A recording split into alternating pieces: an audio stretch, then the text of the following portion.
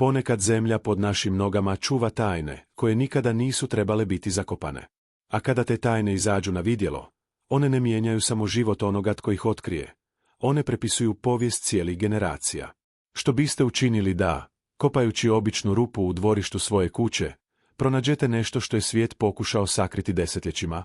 A što ako bi to nešto otkrilo da je sve što ste znali o mjestu gdje ste odrasli, o ljudima koje ste cijenili, o samoj zemlji koju je vaša obitelj obrađivala generacijama, bila pažljivo konstruirana laž? Ovo je priča o običnom čovjeku. Jednostavnom seljaku koji se svaki dan budio da radi na istom polju koje je naslijedio od svog oca. Nije tražio slavu. Nije tražio odgovore. Sve što je želio bilo je živjeti u miru, brinuti se o svojoj zemlji, uzdržavati svoju obitelj. Ali život ima okrutan način stavljanja običnih ljudi u izvanredne situacije. I kada je primijetio da tlo pod njegovim nogama popušta, kada je vidio kako se ta čudna udubina formira u zemlji, nije mogao ni zamisliti da će otvoriti vrata koja su trebala zauvijek ostati zatvorena. Ono što je pronašao tamo dolje nije bio samo beton i zarđali metal. Bila je to uspomena. Bio je to bol. Bila je to gola istina o strahotama koje su se dogodile na tom tlu dok je svijet okretao glavu. A kada su vojnici stigli, kada su sve ponovno zapečatili, već je bilo prekasno. Tišina je bila prekinuta.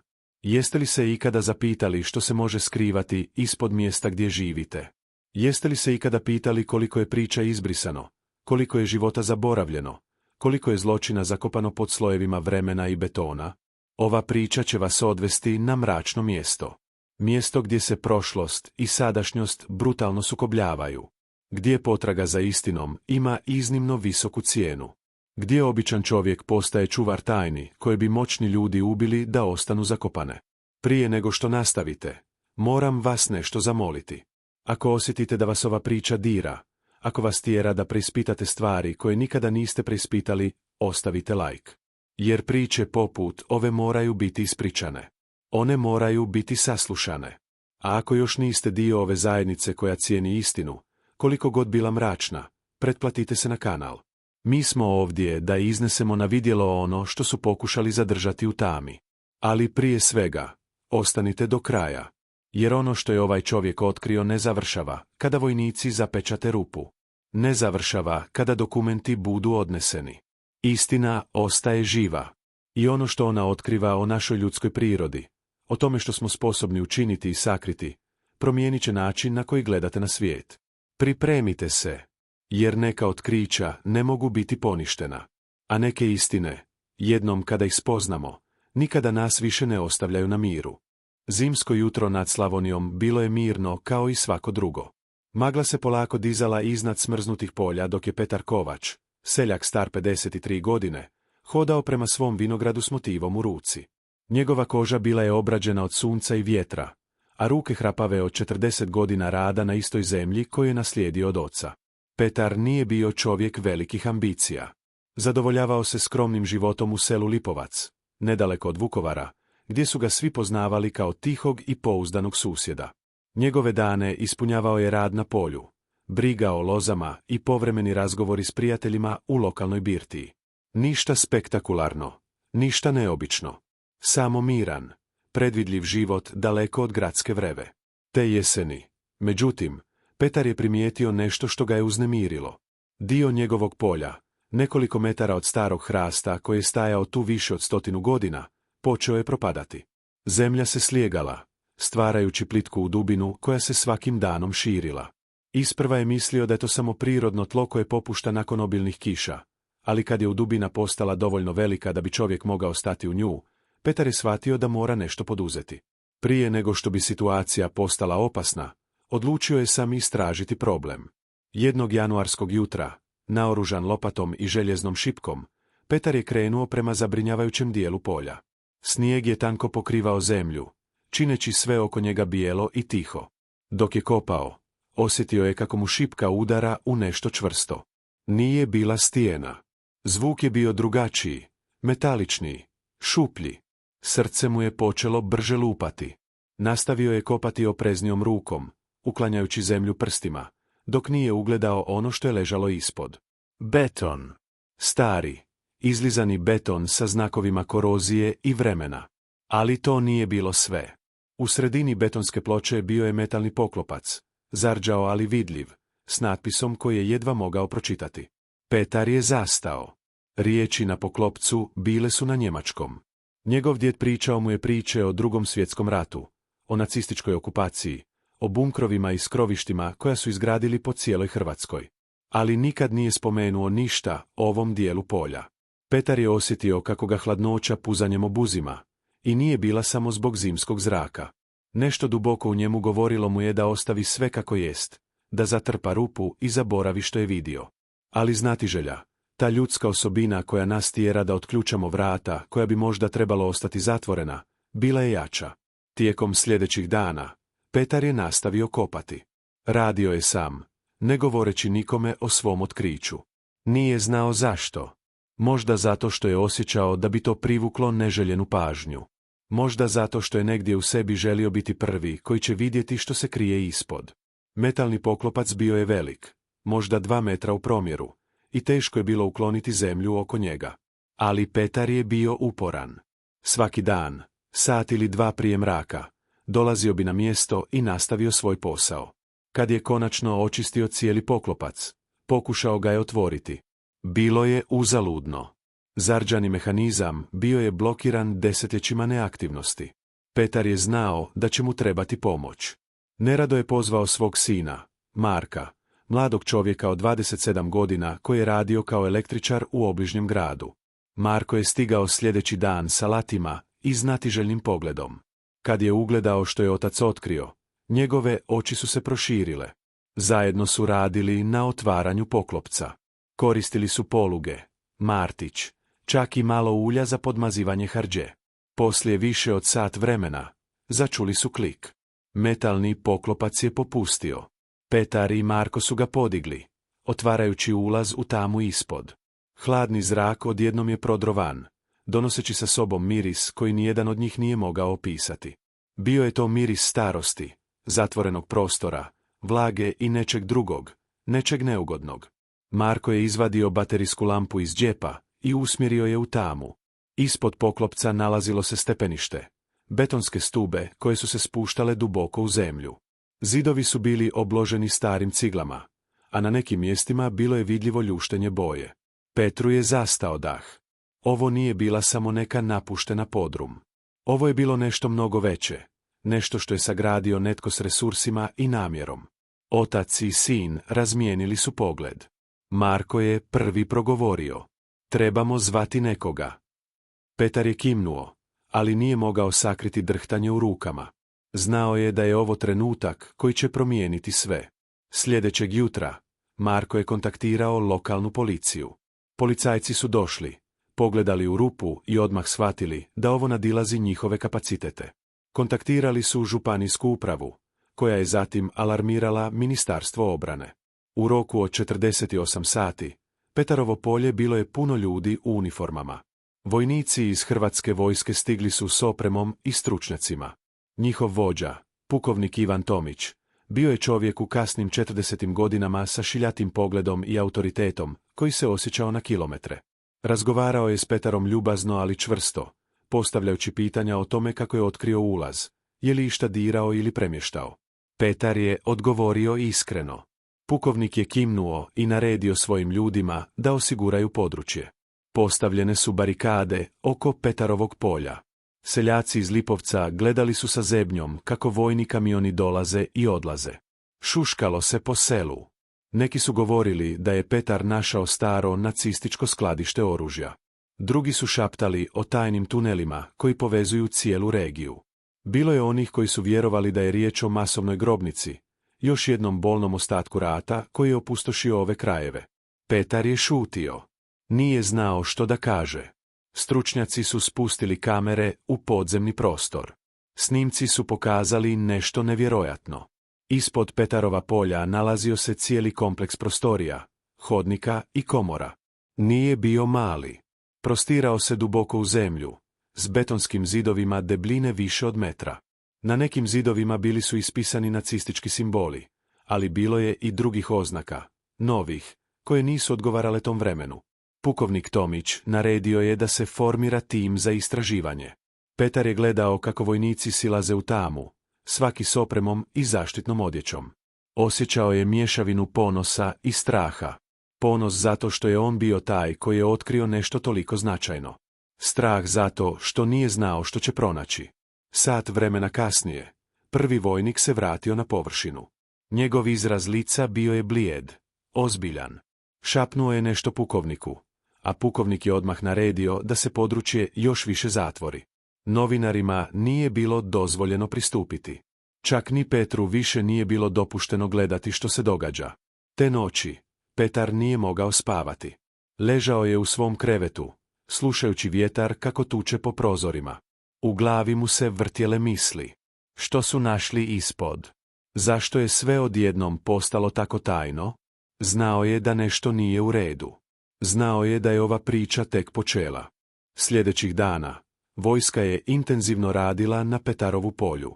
Dovezli su kontejnere, generatore, reflektore koji su noću obasjavali područje kao da je dan. Selo Lipovac nikad nije vidjelo toliko aktivnosti. Ljudi su izlazili iz kuća, gledajući prema polju sa smjesom znatiželje i tjeskobe. Lokalna vijest brzo je postala nacionalna. Televizijske postaje iz Zagreba i Splita slale su reportere koji su stajali pred barikadom, pokušavajući dobiti bilo kakve informacije od vojnih dužnosnika. Ali nitko nije pričao. Sve je bilo klasificirano. Petar je postao neka vrsta lokalne znamenitosti. Novinari su dolazili do njegove kuće, stavljajući mikrofone pred lice i postavljajući pitanja na koja nije znao odgovoriti. Pokušavao je biti suzdržan, ali pritisak je rastao. Marko ga je savjetovao da angažira odvjetnika, da zaštiti svoja prava nad zemljom, ali Petar se nije usudio sukobljavati s vojskom. Znao je da bi to bilo uzaludno. Pukovnik Tomić pozvao je Petra u vojni šator, koji su postavili na rubu polja. Unutra je bilo toplo. Šator je bio opremljen stolovima, kartama, računalima. Pukovnik je sjedio za stolom. Ispred njega bili su razvijeni nacrti. Pozvao je Petra da sjedne. Njegov ton bio je ozbiljan, ali ne neprijateljski. Rekao je Petru da je ono što je otkrio od ogromne važnosti za nacionalnu sigurnost. Rekao je da će istraga trajati neko vrijeme i da Petar mora razumjeti da neki detalji ne mogu biti otkriveni javnosti. Petar je pitao jedino što ga je zaista zanimalo. Što ste našli tamo dolje? Pukovnik je zastao. Pogledao je Petra dugo, kao da odmjerava koliko može reći. Konačno je progovorio. Našli smo dokumente, oružje i nešto drugo. Nešto što nismo očekivali. Nije dalje elaborirao. Petar je osjetio kako mu želudac grči. Znao je da to znači samo jedno. Ono što su našli bilo je jezivo. Kroz prozor šatora, Petar je vidio kako vojnici iznose sanduke iz podzemlja. Sanduci su bili stari, drveni, neki gotovo raspali. Prekrivali su ih ceradama prije nego što bi ih stavili u kamione. Jedan od sanduka bio je otvoren na trenutak i Petar je uspio baciti pogled unutra. Vidio je stare uniforme, ehrmačt oznake, kacige, ali vidio je i papire, puno njih, povezanih crvenim vrpcama. Arhiva, čitava arhiva sakrivena ispod njegovog polja desetljećima. Sljedeći dan, stigla je nova ekipa. Ovog puta nisu bili vojnici, već stručnjaci u bijelim odijelima. Povjesničari, arheolozi, forenzički tim. Počeli su temeljitu analizu svega što je pronađeno. Petar je čuo fragmentirane priče od seljaka, koji su radili za vojsku kao radnici. Jedan od njih mu je šapnuo da su našli osobne stvari, identifikacijske oznake, čak i ljudske ostatke. Petar je osjetio mučninu. Zar je njegovo polje sve ovo vrijeme bilo grobanica? Pukovnik Tomić organizirao je konferenciju za novinare tjedan dana kasnije. Petar je bio pozvan da prisustvuje, ali je sjedio u zadnjem redu, ne želeći biti u centru pažnje. Pukovnik je stao za podij i počeo govoriti. Rekao je da je ispod polja pronađen kompleks koji je izgrađen tijekom Drugog svjetskog rata, vjerovatno od strane njemačkih snaga. Međutim, kompleks nije bio napušten nakon rata. Pronađeni su dokazi da je korišten desetljećima nakon toga, čak i tijekom 90. godina. Novinari su eksplodirali pitanjima. Tko ga je koristio? U koju svrhu? Jesu li pronađeni živi ljudi ili dokazi o ilegalnim aktivnostima? Pukovnik je podigao ruku, tražeći red. Rekao je da istraga još traje i da ne može otkriti sve detalje. Ali ono što je rekao sljedeće zadalo je cijelu dvoranu. Pronašli smo dokaze o tajnoj operaciji koja se odvijala ispod te zemlje. Operaciji koja uključuje falsificirane dokumente, krijumčarenje kulturnih artefakata i, najvjerojatnije, sakrivanje ratnih zločinaca. Petar je osjetio kako mu se soba vrti. Nije mogao vjerovati što čuje. Njegovo polje, mjesto gdje je svaki dan dolazio raditi, gdje je njegova obitelj uzgajala vinograde više od 100 godina, bilo je dio neke mračne zavjere. Osjećao se kao da je njegov cijeli život bio laž, kao da je hodao po tlu koje skriva užasne tajne. Istraga je nastavljena. Dolazili su stručnjaci iz cijele Europe. Petar je vidio ljude sa oznakama Interpola, predstavnike židovskih organizacija, povjesničare iz Njemačke i Austrije. Svi su htjeli vidjeti što se krije ispod njegovog polja. Kompleks je bio veći nego što je itko mogao zamisliti. Hodnici su se protezali u razne smjerove, povezujući više odvojenih komora. U jednoj komori pronašli su staru tiskaru, s papirima koji su imali pečate raznih zemalja, falsificirani pasoši, identifikacijski dokumenti, čak i diplome. U drugoj komori bila je čitava biblioteka, knjige na njemačkom, talijanskom, hrvatskom. Neke od knjiga bile su rijetke, vjerojatno ukradene iz muzeja ili privatnih kolekcija. Petar je čuo kako jedan stručnjak govori da su neke od tih knjiga vrijedne milijune eura. Ali najužasnija otkrića bila su u najdubljoj komori. Tamo su pronašli ljudske ostatke, zakopane u improviziranim grobovima. Forenzički timovi su odmah započeli analizu. Petar više nije mogao izdržati tišinu. Otišao je do pukovnika Tomića i zahtijevao odgovore. Pukovnik ga je odveo u stranu, daleko od drugih. Rekao mu je istinu. Kompleks je bio korišten kao tajni prolaz za ratne zločince, koji su bježali iz Europe nakon Drugog svjetskog rata. Rat kanala, kako su ih zvali povjesničari. Putevi kroz koje su nacistički dužnosnici, ustaše i kolaboracionisti bježali u Južnu Ameriku. Ali ovaj kompleks bio je nešto više od prolaza. Bio je centar, mjesto gdje su se dokumenti falsificirali, gdje se planirala logistika. Najgore od svega, pukovnik je rekao da su pronašli dnevnike. Dnevnike koji spominju imena ljudi koji su pomogli održavati operaciju živom čak i nakon rata. Neka od tih imena bila su poznata u Hrvatskoj. Političari, biznismeni, ljudi koji su umrli kao ugledni građani. Petar je osjetio kako mu se koljena ljuljaju. Znači li to da su ljudi iz ovog sela znali? Pitao je. Pukovnik nije odgovorio odmah. Onda je rekao, možda. Ili možda su samo šutjeli. Petar se vratio kući te večeri slomljen. Sjedio je za stolom u svojoj kuhinji, gledajući u prazno.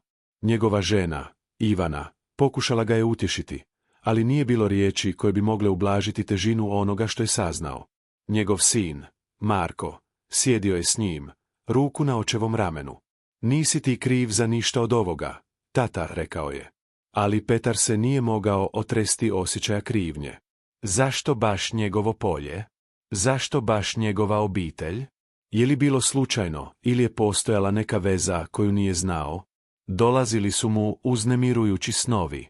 Sanjao je Senkej koje šepureće ispod zemlje, glasove koji mu šapću imena koja ne prepoznaje.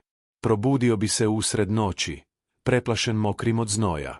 Ivana ga je molila da ode psihologu, ali Petar je odbijao. Mislio je da će vrijeme izliječiti rane. Bio je u krivu. Dok je istraga napredovala, počele su pristizati prijetnje. Netko je ostavio poruku na Petarovom sandučiću, bez potpisa. Trebao si ostaviti što je zakopano. Drugi put, netko je razbio prozor na njegovoj kući dok je spavao. Policija je uspostavila zaštitu, ali Petar se nije osjećao sigurno. Znao je da postoje ljudi koji ne žele da istina izađe na vidjelo. Jedan dan, stigao je tajanstveni posjetitelj. Starac, možda u kasnim 80-ima, slabašne građe, ali s čvrstim pogledom. Rekao je da se zove Andrija i da je želio razgovarati s Petarom nasamo. Petar je bio suzdržan, ali nešto u starčevom tonu bilo je iskreno. Pustio ga je unutra. Sjeli su u dnevnoj sobi. Andrija je počeo pričati. Rekao je da je njegov otac bio dio skupine ljudi koji su znali za kompleks. Ali, prema Andrinom svjedočanstvu, njegov otac nije bio nacista niti kolaboracionist. Bio je prisiljen raditi kao radnik, zajedno s drugim seljacima iz sela, pod prijetnjom smrti ako govore bilo kome. Nakon rata, grupa ljudi koje je kontrolirala kompleks nastavila je poslovati u tajnosti. Korišten je kao skladište za ukradene umjetnine, kao centar za krijumčarenje, čak i kao tajno mjesto za sastanke ljudi s političkom moći. Petar je slušao sa otvorenim ustima. Andrija je nastavio. Moj otac mi je na samrti rekao gdje je kompleks. Rekao mi je da nikad ne diram tu zemlju. Ali ti si kopao, Petar. I sad je sve van kontrole. Petar je pitao zašto Andrija nije nikad ranije govorio. Starac je uzdahnuo. Bojao sam se. I još se bojim. Ali sad kad si otvorio tu rupu, moraš znati sve. Andrine riječi odjekivale su u Petarovoj glavi danima nakon razgovora. Starac je otišao ostavljajući malu crnu bilježnicu sa iscicanim stranicama. Sve što je moj otac znao, rekao je. Petar je otvorio bilježnicu te večeri, sjedeći uz laganu svjetlost lampice. Stranice su bile pune imena, datuma, kratkih opisa. Neki ulazi bili su šifrirani, drugi dovoljno jasni da je Petar mogao shvatiti značenje. Bio je to katalog zlokobnosti. Imena ljudi koji su prolazili kroz kompleks. Količine zlata i umjetnina koje su sakrivene. Čak i detalji o ubojstvima, hladnokrvnim likvidacijama svedenih na nekoliko riječi. Jedan ulaz je posebno privukao Petarovu pažnju. Datum je bio 1948. Godine. Pisalo je. Biskup pregovara o prolazu 3 familije. Zlato preneseno u zamjenu. Svjedok eliminiran. Petar je osjetio jak hladnoću. Biskup mogao je biti samo jedan. Biskup Stjepan, čovjek koji je bio cijenjen u ovom kraju, čiji spomenik još stoji u centru Vukovara. Je li moguće da je taj čovjek, štovan kao svetac, bio umiješan u ovakvu mraku? Petar je znao da mora pokazati bilježnicu vojsci. Ali bilo je nešto drugo što ga je zadržavalo. Ako ovo postane javno, čitava povijest regije mogla bi se prepisati. Obitelji uglednih ljudi bile bi osramoćene. Moglo bi izazvati društvene nemire, podjele koje bi trajale generacijama. Ali istina je istina, rekao je sebi. Nije imao pravo držati je sakrivenom. Sljedećeg jutra, Petar je odnio bilježnicu pukovniku Tomiću. Pukovnik je pročitao nekoliko stranica, a zatim zatvorio bilježnicu vrlo polako. Pogledao je Petra dugo prije nego što je progovorio. Znate li što ovo znači? Pitao je. Petar je kimnuo. Znači da ćemo otvoriti Pandorinu kutiju, nastavio je pukovnik. Ali nema povratka. Ako nastavimo, morat ćemo ići do kraja. Petar je bez oklijevanja rekao. Idemo do kraja. Istraga je dobila novu dimenziju. Stručnjaci su počeli provjeravati imena u bilježnici. Potvrdili su da su mnoga bila stvarna. Ljudi koji su živjeli u regiji, neki koji su umrli davno, drugi čije obitelji još žive. Jedna mlada povjesničarka po imenu Ana Marić preuzela je vodeću ulogu u analizi. Bila je briljantna, strastvena, odlučna otkriti istinu bez obzira na cijenu. Petar je razvio poštovanje prema njoj. Vidjela je u ovom slučaju ne samo povijesni interes, već i moralnu obavezu. Ana je otkrila nešto nevjerojatno. U kompleksu je postojala skrivena soba, manja komora zakopana iza lažnog zida. Trebalo im je nekoliko dana da probiju beton i ulaze. Unutra su našli sef. Stari vojni sef, nerješiv ključem. Morali su dovesti stručnjaka za otvaranje. Kad su konačno otvorili sef, našli su nešto što nitko nije očekivao. Fotografije. Stotine fotografija. Crno-bijele slike ljudi u uniformama, civilima, skupinama. Neke fotografije su bile nedužne, gotovo običe. Druge su prikazivale gnusne scene, egzekucije, logore, masu tila. Ali najzanimljivije fotografije bile su one koje su prikazivale sastanke. Muškarci u odijelima, sjedili oko stola, rukujući se, smijući se.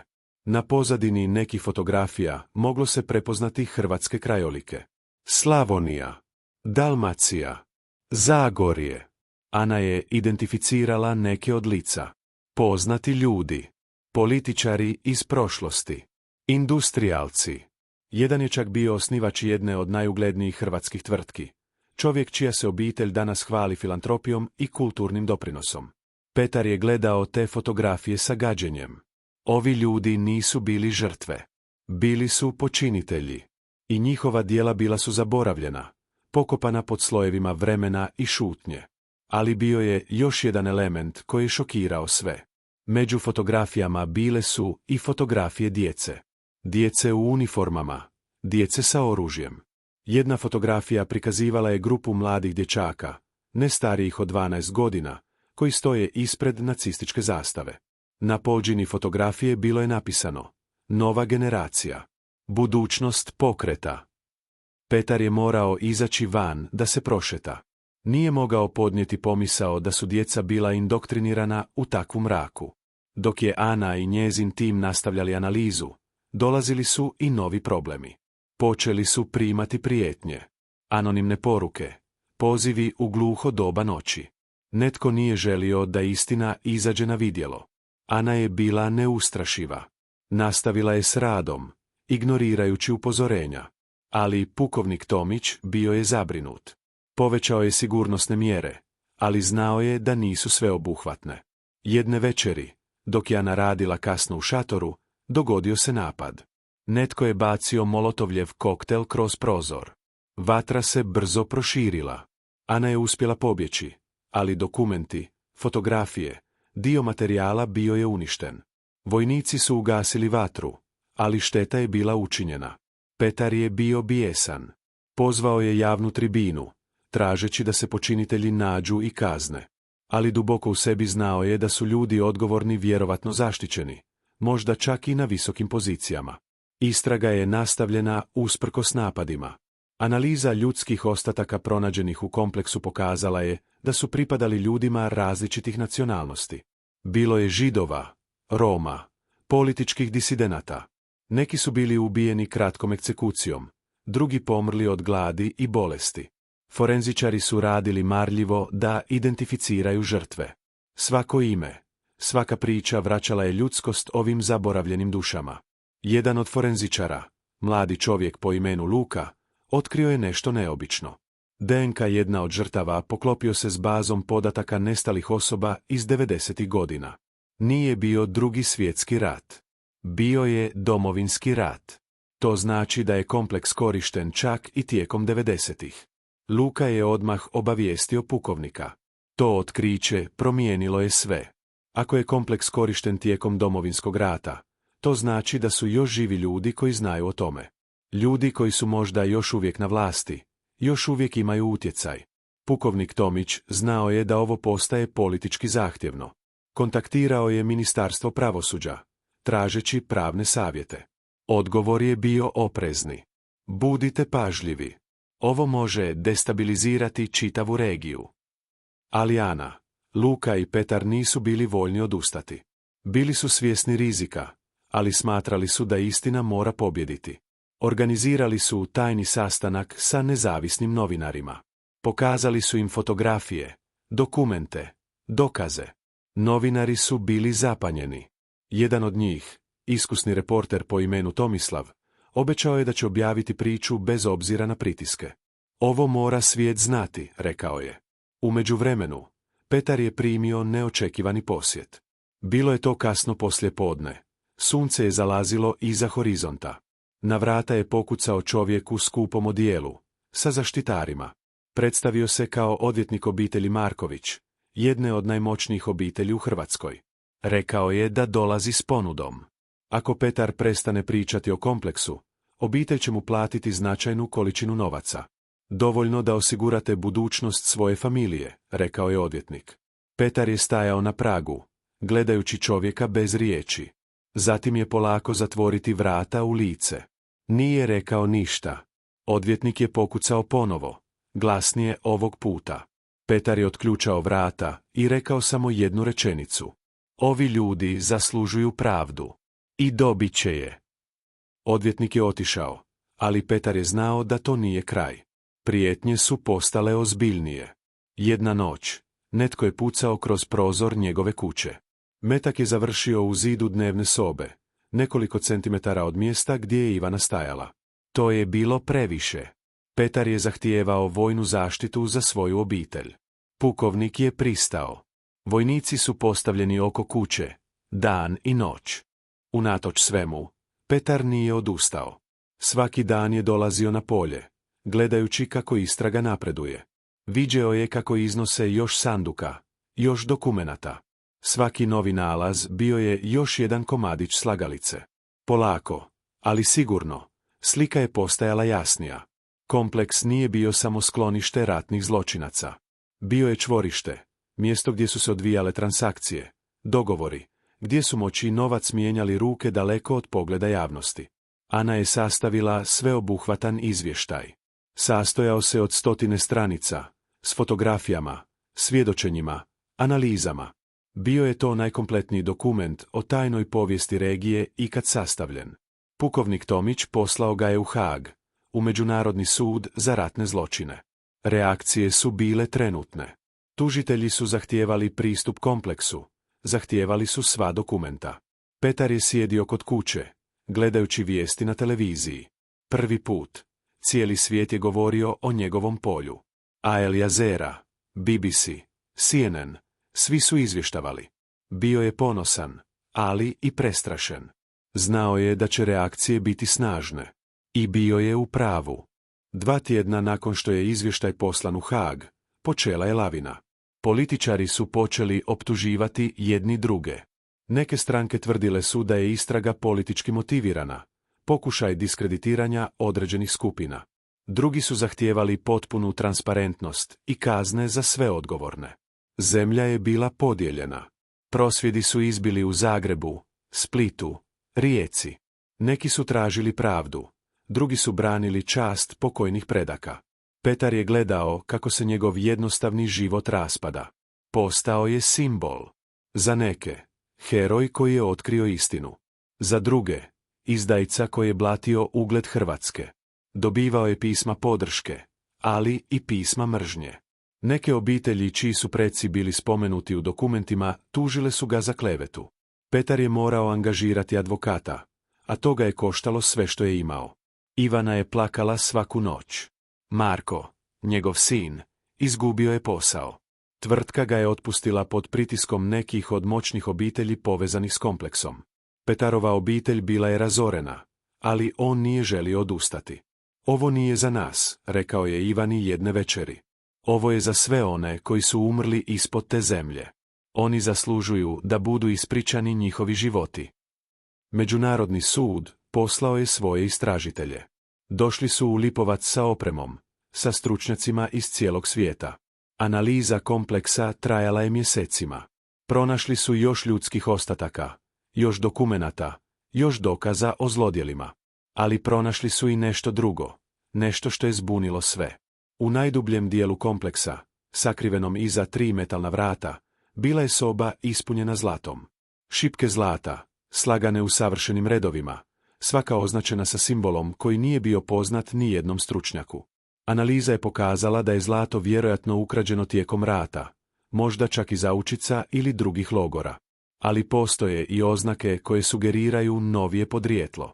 Bilo je moguće da je zlato korišteno za financiranje ilegalnih aktivnosti čak i u 90-ima. Vrijednost zlata procijenjena je na više od 100 milijuna eura. Vlada je odmah preuzela kontrolu nad zlatom. Pokrenuli su istragu o tome kome pripada. Bilo je to komplikovano. Zakonski, ako je zlato ukradeno od žrtava holokausta, trebalo bi biti vraćeno njihovim potomcima. Ali dokazati vlasništvo, 70 godina kasnije, bilo je gotovo nemoguće. Neki političari predložili su da se zlato koristi za fond žrtava rata, dok su drugi htjeli da bude zadržano u državnoj riznici. Petar je bio zgađen. Raspravljaju o novcu dok su kosti žrtava još uvijek ispod zemlje, rekao je Ani. Ona je složila. Organizirali su tribunu, pozivajući javnost da zahtjeva dostojanstven tretman za žrtve. 100 ljudi došlo je, držeći plakate, zahtijevajući pravdu. Bio je to rijedak trenutak jedinstva u podijeljenom društvu. Ali situacija je postala još komplikovanija kada je jedan njemački novinar objavio članak tvrdeći da su neki dokumenti pronađeni u kompleksu falsificirani. Tvrdio je da je čitava priča namještena kako bi diskreditirala određene političke frakcije. Nije ponudio dokaze, ali tvrdnja je bila dovoljna da stvori sumnju. Petar je bio bijesan. Znao je da su dokumenti istiniti. Bio je tamo, vidio ih je svojim očima.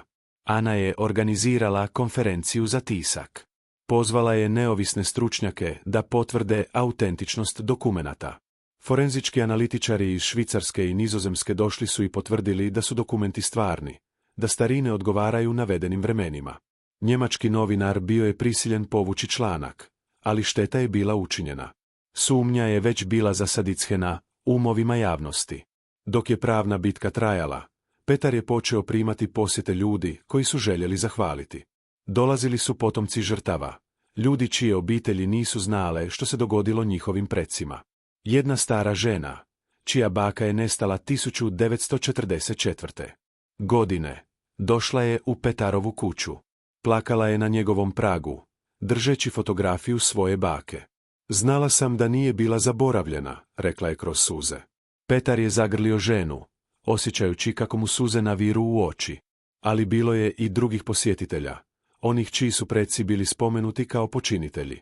Neki su dolazili sramežljivo, tražeći oproštenje u ime svojih obitelji. Drugi su dolazili agresivno, optuživali su Petra za uništenje njihovog nasljedstva. Jedan mladi čovjek, unuk jednog od funkcionara spomenutih u dokumentima, vikao je na Petra: "Moj djed nije bio čudovište. Bio je samo čovjek koji je pokušao preživjeti." Petar je mirno odgovorio: "Preživjeti ne znači pomoći u ubojstvima." Prošlo je 6 mjeseci od otkrića. Istraga je službeno okončana. Međunarodni sud donio je presudu. 8 ljudi, potomaka onih koji su upravljali kompleksom, osuđeni su za prikrivanje zločina protiv čovječnosti. Nije bilo zatvorskih kazni, jer većina stvarnih počinitelja bila je mrtva, ali je bio simbol pravde. Zlato je određeno da se podijeli između fondova za žrtve holokausta i Domovinskog rata. Kompleks je zatvoren i zapečaćen. Vojska je napunila tunele betonom, osiguravajući da nikad više neće biti korišteni. Ali prije nego što su zatvorili kompleks, organiziran je memorijal. Petar, Ana, Luka, pukovnik Tomić i stotine drugih okupili su se na polju. Postavljen je spomenik, jednostavan kameni obelisk sa upisanim imenima svih identificiranih žrtava.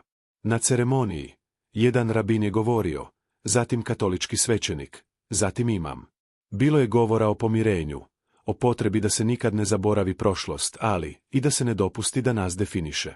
Petar je stajao uz spomenik, gledajući u imena. Bilo ih je toliko. Svako ime bila je osoba, s pričom, s obitelji, sa snovima.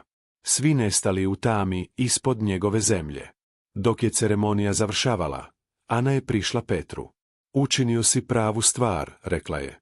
Petar je kimnuo, ali mu je glas drhtao dok je odgovorio: "Ali po koju cijenu?" Ana je stavila ruku na njegovo rame. "Istina uvijek ima cijenu, ali šutnja košta još više." Sljedećih mjeseci, Petarova kuća polako se vratila u normalnost. Vojnici su se povukli. Novinari su prestali dolaziti. Ali Petar se nikad nije osjećao isto. Svaki put kad bi hodao preko svog polja, osjećao bi težinu onoga što se nalazilo ispod. Znao je da nikad neće moći gledati na svoju zemlju na isti način. Marko je pronašao novi posao, daleko od Lipovca. Ivana je nagovarala Petra da se presele, da ostave selo i sve uspomene iza sebe. Ali Petar je odbijao. "Ovo je moj dom," rekao je. "Neću dozvoliti da me istinu tjera iz mog doma." Godinu dana kasnije, Petar je sjedio na svojoj terasi, gledajući prema polju. Bilo je proljeće. Loze su počele pupati, cvijeće je kvjetalo. Život se nastavljao, kao i uvijek. Ali bilo je nešto drugačije. Na Poljiju, tamo gdje je nekad bio ulaz u kompleks, sad je bio mali vrt. Petar ga je zasadio sam, ružama i lavandom. Bio je to njegova na način da nosi spomenik, da pretvori mjesto tame u mjesto ljepote. Jednog dana stiglo je pismo. Bilo je iz Izraela, od žene čiji je djed bio jedan od identificiranih žrtava. Pisala je o tome koliko joj znači što je konačno znala, što se dogodilo njenom ocu. Završila je pismo riječima: hvala vam što ste bili dovoljno hrabri da otvorite ono što je bilo zatvoreno. Vi ste dali mojoj obitelji mir. Petar je pročitao pismo više puta. Plakao je, ali ovog puta nisu bile suze boli. Bile su suze olakšanja. Znao je da je učinio pravu stvar. Bez obzira na cijenu, bez obzira na gubitak, dao je dostojanstvo mrtvima. Dao im je glas. Sunce je zalazilo nad Slavonijom. Petar je ustao sa stolice i hodao prema vrtu. Klečao je pokraj ruža i dodirnuo zemlju. Bila je topla, bogata, puna života. Neka počivaju u miru, šapnuo je. Svi vi. Vaša priča je ispričana. I dok je vjetar puhao kroz polje, noseći miris lavande, Petar je znao da njegove zemlja, njegova obitelj, njegov život nikad neće biti zaboravljeni. Jer istina, jednom otkrivena, ne može biti ponovo zakopana. Ona živi, diše, sjeti u srcima onih koji su dovoljno hrabri da je prihvate. Vojnici su pogledali ispod i zapečatili sve zauvijek. Ali ono što su našli tamo, uspomene, bol, pravda, nikad neće biti zapečaćene. Živjet će u pričama koje se pričaju, u lekcijama koje se uče, u srcima koje odbijaju zaboraviti. Petar je stajao, gledajući prema horizontu. Njegov život bio je promijenjen zauvijek. Ali također je bio obogaćen, prožet svrhom koju nikad nije znao da će imati. Bio je običan seljak, ali postao je nešto više. Postao je čuvar istine. I to, znao je, bilo je najvažnije što je ikada učinio. Prošle su 3 godine od dana kada je vojska zapečatila kompleks ispod Petarova polja. 3 godine u kojima se život u Lipovcu polako vratio u neki oblik normalnosti. Ali normalnost koja je zauvijek promijenjena, obilježena težinom onoga što je otkriveno. Petar je sada star 56 godina. Njegova kosa je sivlja nego što je bila, lice dublje izbrazdano, ali u njegovim očima postoji nešto novo. Mir koji dolazi ne od zaborava, već od prihvaćanja. Polje je sada drugačije. Umjesto redova vinograda, Petar je zasadio ružičnjak koji se prostire preko cijelog područja gdje je nekada bio ulaz u podzemlje. Svake godine, u godišnjicu otkrića, ljudi dolaze iz cijele Hrvatske i šire. Dolaze sa cvijećem, sa svijećama, sa fotografijama svojih izgubljenih predaka. Postalo je mjesto sjećanja, tiho svetište gdje se prošlost ne zaboravlja već časti. Ivana još uvijek živi s Petarom u istoj kući. Njihov odnos prošao je kroz najtamnije trenutke, ali preživio je. Ona je naučila živjeti sa stvarnošću da njihova zemlja, njihov dom, njihov život postali su dio nečeg većeg od njih samih. Prestala je tražiti od Petra da zaboravi. Umjesto toga, postala je njegov najjači oslonac, žena koja razumije da neke stvari jednostavno moraju biti svjedočene, ispričane, zapamćene. Marko, njihov sin, preselio se u Zagreb. Tamo je otvorio malu firmu, gradio novi život daleko od cijene kompleksa. Ali svaki mjesec dolazi kući, sjedi sa svojim ocem na terasi i sluša. Petar uvijek ima novu priču za ispričati. Ponekad o ljudima koji su došli u posjetu, ponekad o svojim vlastitim razmišljanjima. Marko je naučio cijeniti oca na način na koji nikada ranije nije. Vidio ga je ne samo kao seljaka, već kao čovjeka koji je imao hrabrosti učiniti nešto što malo ljudi bi moglo. Ana Marić, povjesničarka koja je vodila veliki dio istrage, objavila je knjigu. Naslov je bio jednostavan: Ispod Slavonije.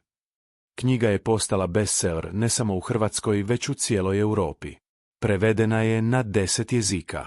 Ljudi su čitali o Petarovom otkriću, o dokumentima, o žrtvama, o skrivenim mrežama moći koje su dopustile da kompleks postoji desetljećima. Ana je knjigom postigla ono što je željela. Istina je postala neizbrisiva, zapisana u stranicama koje će preživjeti generacije. Ali knjiga je također donijela novu pažnju. Dolazili su filmski producenti, dokumentarci, novinari koji su željeli ispričati priču. Petar je odbio većinu ponuda. Nije želio da njegova priča postane zabava, spektakl. Ali jednom prilikom pristao je surađivati na dokumentarcu, koji je producirao tim iz BBC-a. Rekao je da će to učiniti samo pod jednim uvjetom, da fokus bude na žrtvama, ne na njemu. Dokumentarac je emitiran širom svijeta. Milioni ljudi gledali su Petara kako stoji pored ružičnjaka, objašnjavajući što je pronašao, zašto je važno da se ne zaboravi. U jednoj sceni, kamera ga prati dok hoda kroz polje, dodirnuvši svaku ružu, šapćući imena žrtava koje su bile identificirane. Bio je to snažan, emocionalan trenutak koji je ostavio gledalce u suzama. Vlada je konačno dovršila sve pravne procedure. Zlato pronađeno u kompleksu podijeljeno je između različitih fondova. Dio je otišao žrtvama holokausta, dio obiteljima nestalih iz Domovinskog rata, dio je korišten za obnovu ratom razorenih područja. Petar nije tražio ni centa. Rekao je da to ne pripada njemu. Pripada onima koji su patili. Međutim, jedan neočekivani razvoj dogodio se kada je vlada odlučila dati Petru simboličnu nagradu za hrabrost. Ceremonija je održana u Zagrebu, u Saboru. Petar je bio pozvan da primi plaketu. Nije želio ići. Mislio je da je sve licemjerno, da isti ljudi koji su ga ignorirali ili čak prijetili sada žele iskoristiti njegovu priču za političke bodove. Ali Ivana ga je uvjerila. Ovo nije za njih, rekla je. Ovo je za žrtve. Kad ti primiš tu nagradu, svijet vidi da su one važne. I tako je Petar otišao. Stajao je na pozornici, u svom najboljem odijelu koje je imao, dok su političari držali govore o hrabrosti, istini i pravdi. Kad je došao red na njega da govori, Petar je bio kratak. Ne zaslužujem nagradu, rekao je. Zaslužuju je oni koji su umrli ispod te zemlje. Oni koji nikada nisu dobili priliku govoriti. Ja sam samo bio osoba koja je bila na pravom mjestu u pravo vrijeme. I jedino što želim jest da nikada ne zaboravimo što se dogodilo. Nikada. Publika je ustala i pljeskala. Nije bilo suha oka u prostoriji. Čak i političari, koji su običavali biti hladni i kalkulirani, bili su vidno dirnuti. Nakon ceremonije, Petar se vratio u Lipovac. Ali njegova borba nije bila gotova. Još uvijek je primao pozive od obitelji žrtava. Neke su ga zahvaljivale. Druge su tražile pomoć u identifikaciji ostataka, koji još nisu bili potvrđeni. Petar je uvijek pomagao koliko je mogao. Postao je savjetnik forenzičkom timu, pomažući im razumjeti povijest regije, povezati podatke, pronaći tragove. Jedan dan, stigao je poseban poziv. Bila je to mlada žena iz Argentine. Rekla je da je njezin pradjed nestao u Europi nakon rata. Obitelj je uvijek sumnjala da je bio dio Štakorovske staze, ali nikada nisu imali dokaza. Sad, nakon što je pročitala Aninu knjigu, htjela je znati je li moguće da je njezin pradjed prošao kroz kompleks ispod Petarova polja. Petar je razgovarao s Anom. Zajedno su pregledali dokumente. I pronašli su ga. Ime je bilo tamo, u jednoj od lista koje su vodili oni koji su upravljali kompleksom. Bio je dio skupine koja je pobjegla u Južnu Ameriku 1947. godine. Mlada žena iz Argentine bila je šokirana. Nije znala kako se osjećati. Njen pradjed bio je ratni zločinac. Ali istovremeno, imala je odgovore koje je tražila cijeli život. Petar joj je rekao nešto što mu je postalo mantra. Istina boli, ali bol je bolji od neznanja. Jer samo kada znamo istinu, možemo odlučiti što ćemo s njom učiniti. Vremenom, Petarova kuća postala je neka vrsta neformalnog muzeja. Ljudi su dolazili, gledali fotografije na zidovima, čitali pisma koja je primao, razgovarali s njim o povijesti. Petar nikada nije naplaćivao ništa. Samo je želio dijeliti priču. Želio je biti siguran da se ne zaboravi. Jednog ljetnog dana, dok je Petar sjedio na terasi, prišao mu je stariji muškarac. Bio je Andrija, isti čovjek koji mu je prije godina dao crnu bilježnicu. Andrija je sad imao više od 90 godina, iznemogao, ali još uvijek oštra uma. Sjeo je pored Petra i dugo su šutjeli, gledajući prema polju. Konačno, Andrija je progovorio. Misliš li da smo učinili pravu stvar? Upitao je. Petar se okrenuo prema njemu. Mislim da smo učinili jedinu moguću stvar, odgovorio je. Moglo je biti lakše šutjeti, ali bilo ispravnije. Andrija je kimnuo. Ne bi bilo. Nekoliko mjeseci kasnije, Andrija je umro. Ostavio je Petru pismo. U pismu je pisalo: Hvala ti što si bio hrabriji nego što sam ja ikada bio. Moj otac bi bio ponosan. I sada mogu umrijeti znajući da tajne koje sam nosio više ne opterećuju nikoga. Počivaj u miru, prijatelju. Petar je plakao čitajući to pismo. Shvatio je da je Andrijin teret bio težak, možda teži nego njegov. Nositi tajnu desetljećima, bojati se govoriti, znati istinu, ali biti bespomoćan. To je bila vrsta patnje koju Petar nije mogao u potpunosti razumjeti. Godina 2028. Bila je godina kada je Hrvatski sabor službeno proglasio Petarovo polje spomeničkim područjem nacionalnog značaja. Postavljene su informativne ploče, održavane staze, izgrađen mali memorijalni centar. Petar je prisustvovao otvaranju. Vidio je djecu koja dolaze s školskim grupama, kako slušaju vodiče koji objašnjavaju što se ovdje dogodilo. Vidio je njihove ozbiljne izraze lica, njihova pitanja, njihovu zbunjenost. Jedan dječak, možda 10-godišnjak, prišao je Petru nakon ture. Jesi li ti čovjek koji je to pronašao? Upitao je. Petar je kimnuo. Dječak je razmišljao trenutak. Bilo ti je strašno. Petar se sagnuo na razinu dječaka. Da, rekao je iskreno. Bilo mi je vrlo strašno. Ali ponekad moramo biti hrabri čak i kad nam je strašno. Jer neke stvari su važnije od naših strahova. Dječak je kimnuo, kao da potpuno razumije. Onda je zagrlio Petra, brzo, nespretno dječji zagrljaj. I pobjegao natrag svojoj grupi. Petar je stajao tamo, dirnut tim jednostavnim gestom. U tom trenutku shvatio je da sve što je prošao, sav bol, svi strahovi, sve prijetnje, vrijedilo je toga. Danas, Petar još uvijek živi u Lipovcu. Njegovo polje je živo, puno ruža koje cvjetaju svako proljeće. Njegove dane ispunjava mir koji nije mogao zamisliti prije 3 godine. Zna da njegova priča postala je dio nečeg većeg. Zna da će se pamtiti ne zbog njega, već zbog onih koji su konačno dobili glas. Kad mu ljudi kažu da je heroj, Petar uvijek isti odgovor. Nisam heroj. Samo sam bio čovjek koji je odlučio ne okrenuti glavu. I to je sve što je bilo potrebno. A noći, kada ne može spavati, Petar hoda do ružičnjaka. Sjedi tamo, pod zvijezdama, i šapće. Govori sa dušama ispod. Govori im da nisu zaboravljeni. Govori im da su konačno slobodni. I u tišini noći osjeća nešto što ne može objasniti. Mir. Kao da one duše konačno počivaju. Kao da znaju da su ispričane njihove priče. I možda, samo možda, to je sve što je ikada trebalo. Istina. Sjećanje. Dostojanstvo. Jer na kraju, to je ono što nas čini ljudima. Ne naša sposobnost da zaboravimo, već naša odluka da pamtimo.